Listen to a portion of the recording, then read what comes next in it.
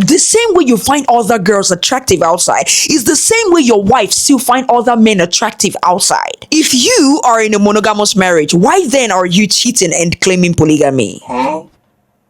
Okay, fine. Now let us all set aside our emotional reactions so we can analyze this explicitly.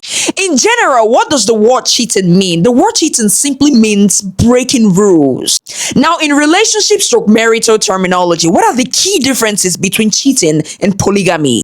Polygamy is a totally open, honest, and consensual relationship between two or more persons. Take note of the word consensual, which simply means the spouses involved are fully aware of the ongoing relationship. By nature, polygamy is usually practiced openly by cultural, religion, or in some countries in a legal system, basically. Now let us get right into cheating. Cheating is having a secret sexual romantic relationship outside a committed partnership or marriage. And this involves lying, mistrust, cheating, and every other unsavory act. Where is the consent? There is no consent. The one of the partner is not even aware of what is going on. By nature, it is hidden, it is deceptive, and it literally goes against the trust in the relationship because the spouses are not even aware. Can we already stop letting these men deceive us with a men are polygamous in nature thing? Because no man is polygamous in nature. That right there is not true. Come to think of it, if you want to get married to one person, be monogamous. If you're not, legally do it. Why do you have to do it behind the other? Listen. It is high time we all came to the realization of the fact that these men are using this as a tactic to get away with their unfaithful act of infidelity. Yes, and which is disgusting. Let us just be factual. Why do you deny when you're being caught cheating? If you know you're not doing the wrong thing just to save your marriage, why do you deny? If you know you're not doing anything wrong as it is in a man's nature, why don't you bring in your side chick back home and, frolic with her around your wife in her presence? If you know you're not doing anything wrong, if you know you're not hurting your partner on purpose. If you're in a monogamous marriage, why do you think it's okay to claim polygamy when you know you're cheating, when you're doing something wrong, basically? Why do you think it's okay to disrespect your partner, and when you're being given the same food, you tend to throw up, you tend to vomit, you tend to feel like they've done the worst thing to you? Listen to me, it is not in any man's nature to cheat. You have to pick one. Monogamy, polygamy, cheating. Pick one.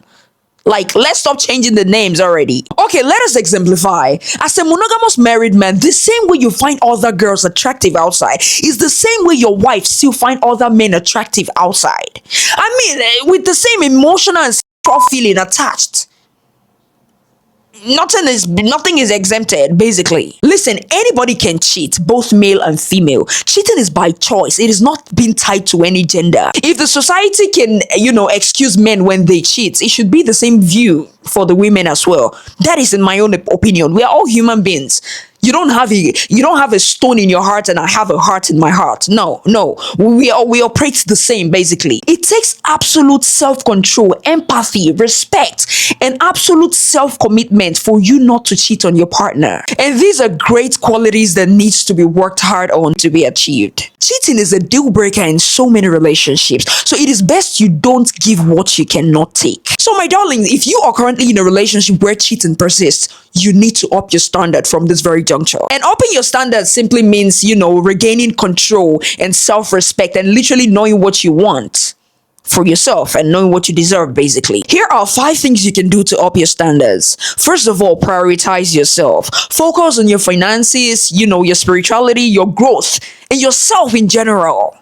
When you put that energy into yourself, you naturally tend to see yourself stop settling with somebody who devalues you. 2, face the reality crystal clearly. Stop making excuses for repeated cheating. It makes no sense. If this is something bad, it's something bad. Face the fact. Stop trying to make excuse for it. It makes no sense. It is the fact. 3, you need to decide what you will and will not accept. Is it a deal breaker for you or is it something that is forgivable? You have to pick one. Stop making excuses for these things.